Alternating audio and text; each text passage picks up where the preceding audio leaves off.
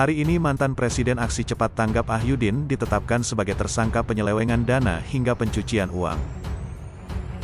Pada pukul 15.50 waktu Indonesia Barat telah resmi ditetapkan tersangka, ujar Wakil Direktur Tindak Pidana Ekonomi Khusus Bareskrim Polri Kombes Helvi Assegaf dalam konferensi pers di Mabes Polri, Jakarta, Senin 25 Juli 2022.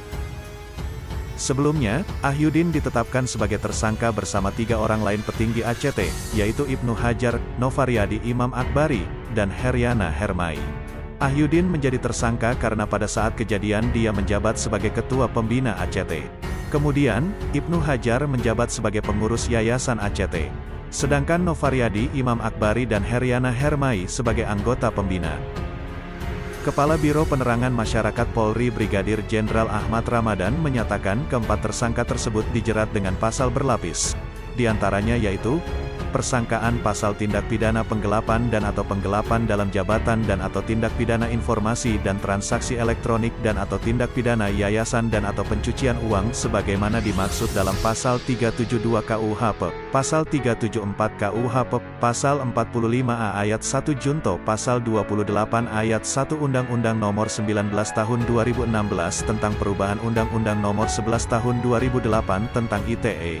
Dan selanjutnya, pasal 70 ayat 1 dan 2 junto pasal 5 Undang-Undang Nomor 16 Tahun 2001 sebagaimana telah diubah Undang-Undang Nomor 28 Tahun 2004 tentang perubahan atas Undang-Undang Nomor 16 Tahun 2001 tentang yayasan.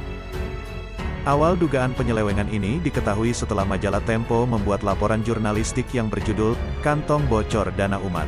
Salah satu yang diungkapkan yaitu terkait sejumlah fasilitas mewah berupa mobil operasional jenis Alphard dan penggunaan dana donasi untuk operasional para petinggi di ACT yang berlebihan.